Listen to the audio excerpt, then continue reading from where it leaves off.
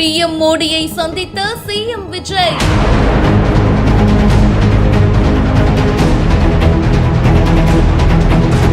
தமிழ்நாட்டுக்காக இத்தனை விஷயங்கள் இருக்குன்னு மனுஷன் லிஸ்ட் போட்டே கொடுத்துட்டாரு.